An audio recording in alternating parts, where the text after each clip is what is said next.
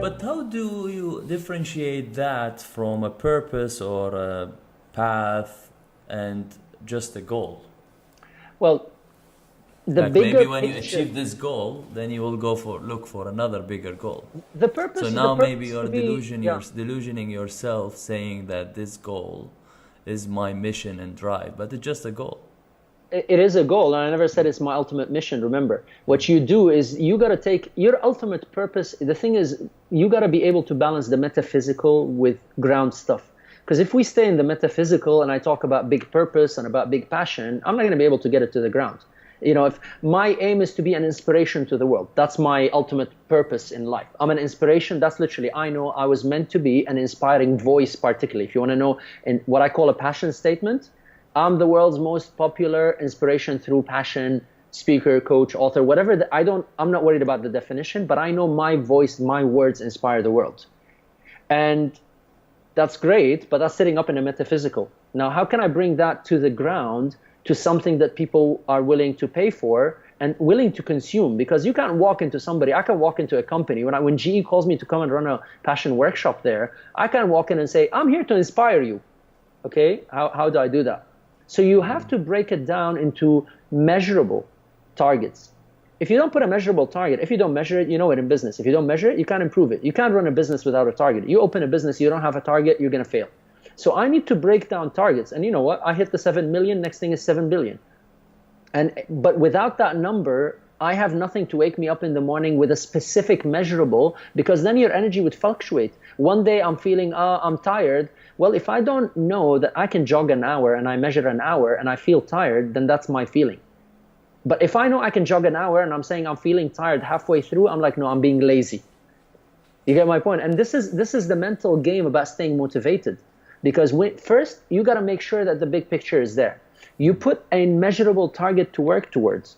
However, sometimes you're going to feel so challenged with your situation. And there are two things to do in this case. One is work with your mind to anticipate a positive outcome. Because the reality is, if you're anticipating a negative outcome, you're going to be demotivated. If you think, what's the point? Why am I doing what I'm doing? I'm going to wake up in the morning. I'm a failure anyway. I've tried for 10 days now. It's not working. Boom, you knocked yourself out. So what I do is an exercise of saying, okay, what is the goal and what is the positive outcome of me achieving it? And I'm like, oh, I'll inspire people. Oh, the world will be a better place. Oh, well, I'll make money, because if I inspire 7 million people, these are 7 million clients for me also. And there's nothing wrong with that. I'm serving the world. I'd like them to serve me too.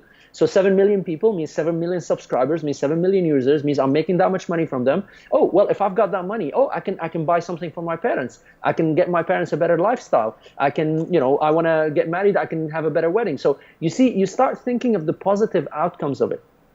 And sometimes none of this seems possible. Because in 2011, I was on crutches because of a back injury. And I was during a workshop with Dr. John DeMartini.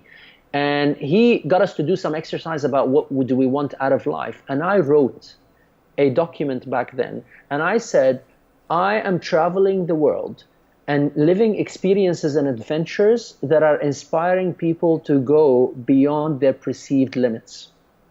2011, my business had collapsed. You remember, huh? I've shut it down. I've lost all my money in properties and investment. It was the crisis of Dubai.